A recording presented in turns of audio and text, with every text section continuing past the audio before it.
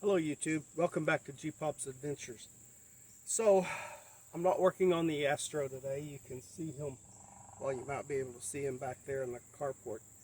He's pretty much done. It still needs I still need to cover the sun visors, and I need to paint the outside. That probably won't be this year. So I'm calling Mr. Astro pretty much done for now. But here's what I'm working on today. This 97 Ford Mustang. This motor, sometimes it works and sometimes it don't. So I had to splice the wire here. So I'm thinking maybe I just didn't do a good job on soldering it together. So I resoldered it, and now I got to put it back in. So this ain't the easiest thing in the world to do. For one thing, it needs to sit in the door sort of like this, and you have to go through this hole to get there. I guess I better show you that.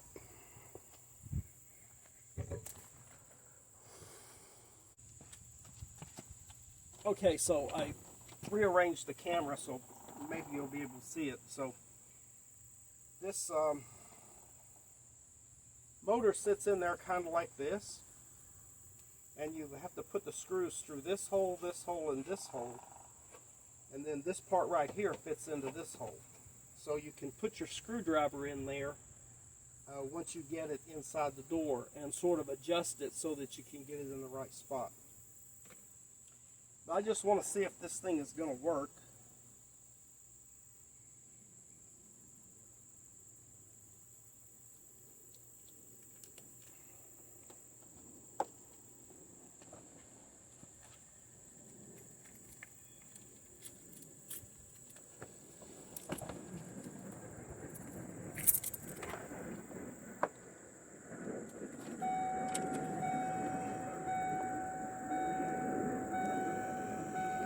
Okay, that's working.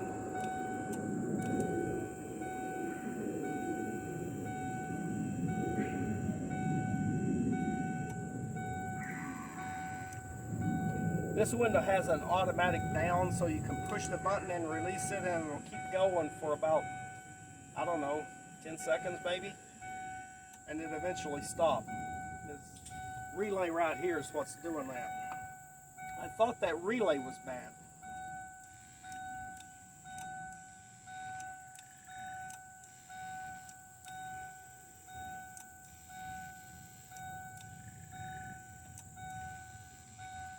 It seems okay now.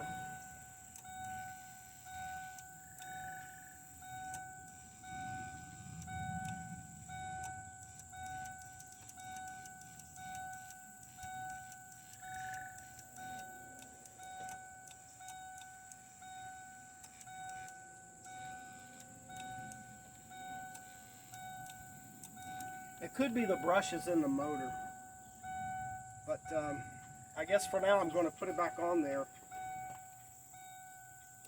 and claim that maybe there was a problem in here where it just wasn't making good contact, but I can't imagine that being the case. Anyway,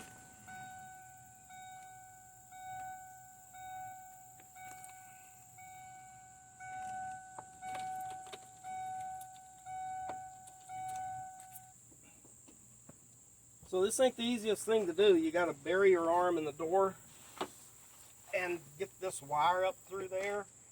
The wire has to come out this hole right here, and then it plugs into this. So we'll hook that over there, so maybe it'll kind of keep it out of the way.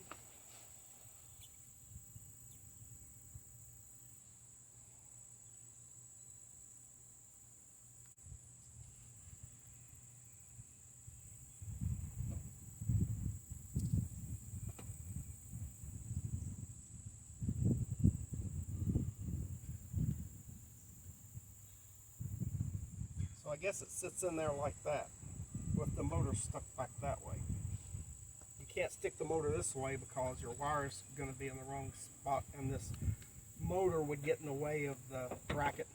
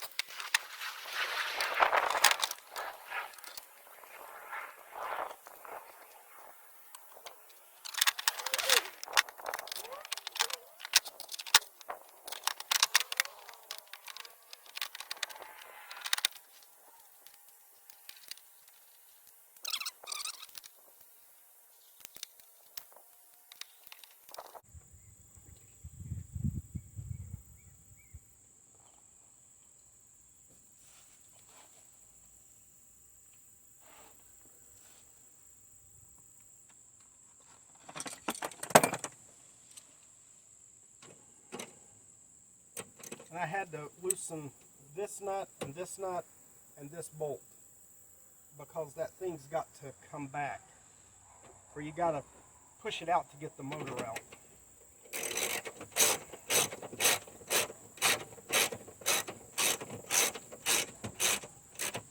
When you're cranking this in, you're pulling in the bracket, and that has the gear on it.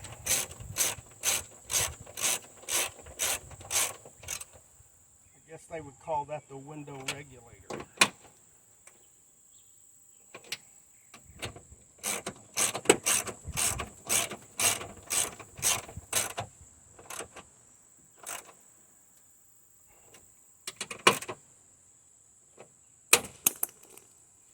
Oh, that wasn't smart, because I broke that stud off. Damnation.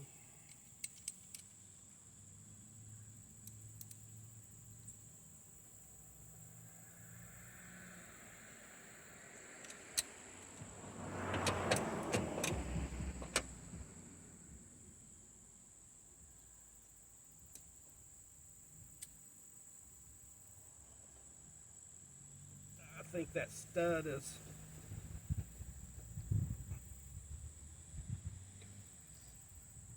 well, I may be able to drill it out and put a nut on it.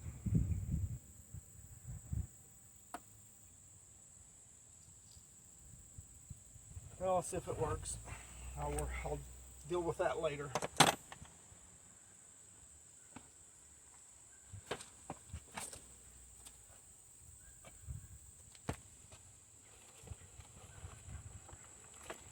Now this module right here, really, there's a bracket on the door that this slides into. I don't know why they did that. It makes it real difficult because you got to disconnect this to take the door panel off, and it makes it hard putting the door panel on.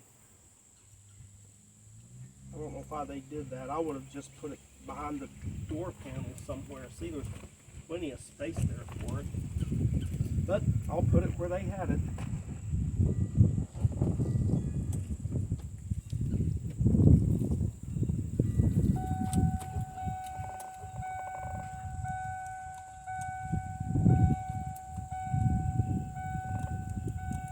Now, I guess it would help if I connected it.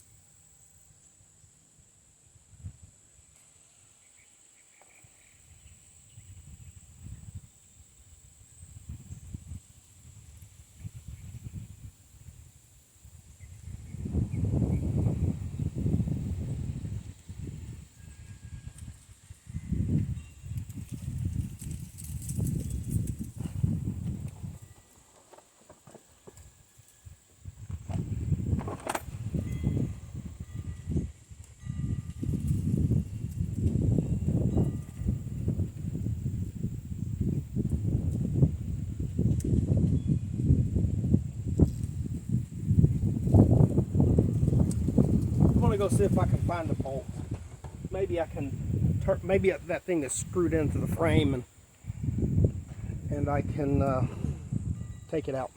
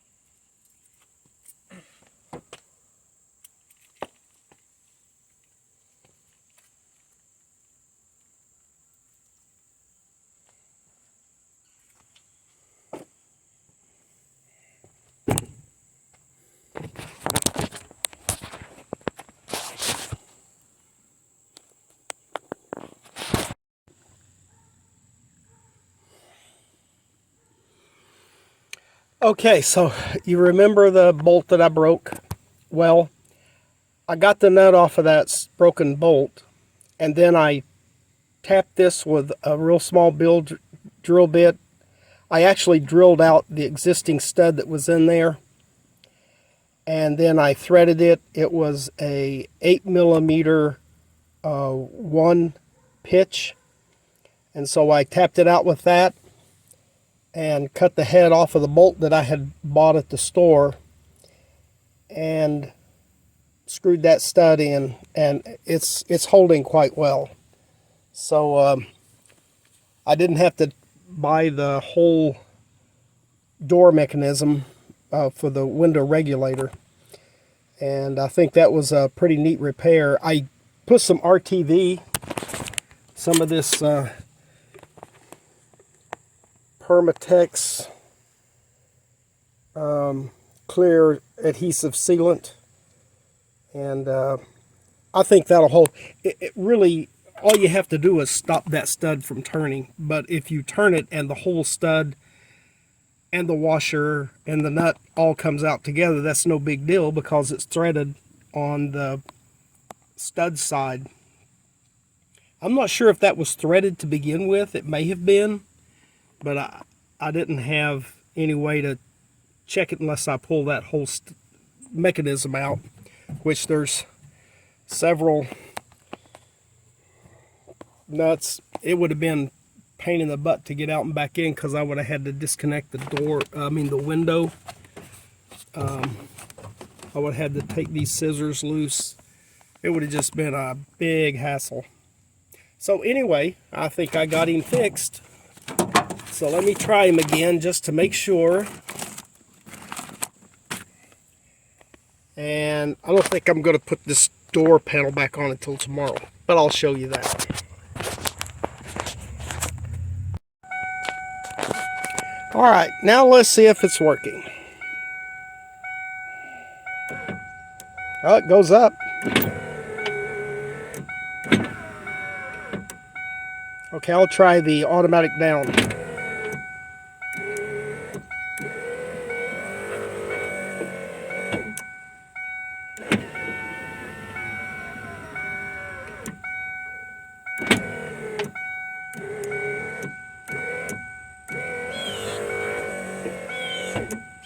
That automatic down don't seem to be working too well.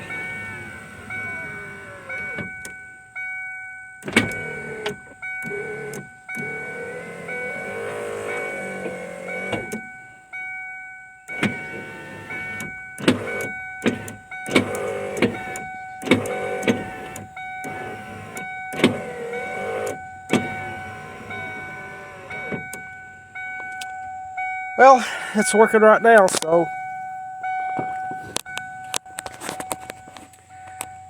Okay, YouTube, I'm hot, I'm tired, I gotta put my motorcycle away, so I'm gonna say goodbye for now. I'll come back and put this door panel back on. It's not the easiest thing to do, so I'll show you how to do that.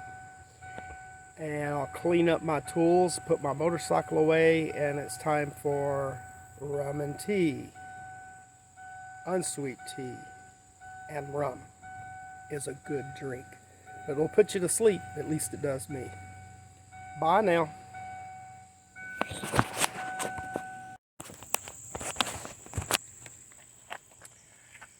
Hello YouTube, welcome back to G-Pop Adventures. So it looks like that I put that motor in and I put the door panel on. Actually, I didn't get the door panel on. So I tested it, and I like I said goodbye the last time in the last episode, and I was going to go have a drink, and that's what I did. The next morning I come out and the window doesn't work. It don't roll down, it don't roll up. I can hear there's a module in the back of the door right in here that is actually mounted on the door panel. When you take it off, you have to disconnect the wire. And I thought that was bad. Come to find out, it's good. You can hear it clicking. And so I got my voltmeter out, I disconnected the motor, and I tested to see if I was getting voltage and current to the plug, and absolutely I was. And if you take the switch one way, it positive is on one of those wires, negative or ground is on the other. And if you reverse the switch to roll the window down where you initially were going to roll it up, then it reverses the polarity on the opposite wire. I mean, it reverses the polarity on the wires. So maybe the red was positive and the yellow was ground, and then you roll the window. That's when you roll the window down. Then you push the button to roll the window up, and the positive would be on the yellow wire and the red wire would end up being ground. So that tested out great. So then I decided that I was going to go buy a new motor.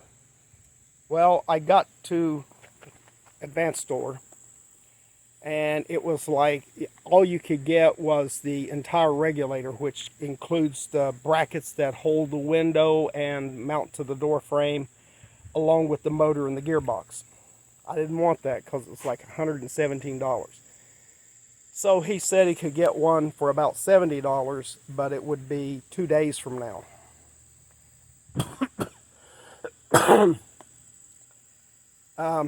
I'm retired, and I don't have, well, I've got $70 to spend on a door motor if I have to.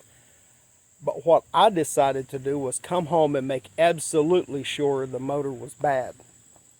So I take the motor off, and I take it downstairs on my patio, and I disassemble it. I take the gearbox off, and then the motor will slide out, and you use a putty knife to pry up the plastic insert, the insert that holds the wires and it holds the brushes. So I pried that out, and then of course the armature is loose and you can pick it right out. So I took it out, and lo and behold, right inside the bearing was a pile of grease. And so I look on the armature, and sure enough, there was grease on the armature as well. So I get out a piece of 100 grit sandpaper. Yeah, I've heard people say before, you cannot use sandpaper on an armature. And I say, maybe you're recommending it's not a good idea, but I've done it all my life and never had any trouble with it. So that's exactly what I did. I got me a piece of 100 grit sandpaper, and I got all the grease and oxidized copper, I guess it's copper oxide, off of the armature so it was nice and shiny. And then I got me a piece of 320 sandpaper and ran over that to smooth it out so that it wouldn't be arcing where the grooves were that I made with the 100 grit. So 320, spun it around, I don't know, probably 10-15 times, you know, holding it around the armature, and spin the motor. I should say the commutator, because that's really what I was cleaning. That's the copper segmented thing inside electric motor, a DC motor actually. So I did that, put it back together, the motor worked fine, and I came out this morning and the window works fine too. So I shall show you.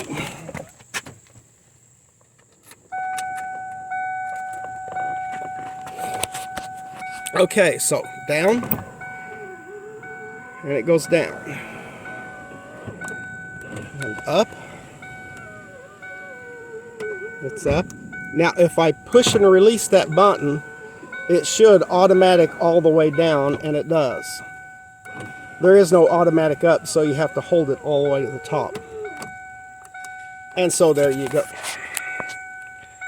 So if I push the button and release it quickly,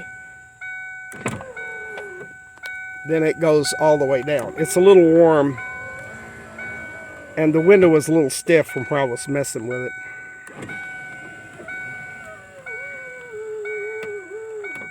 So I'll try it again.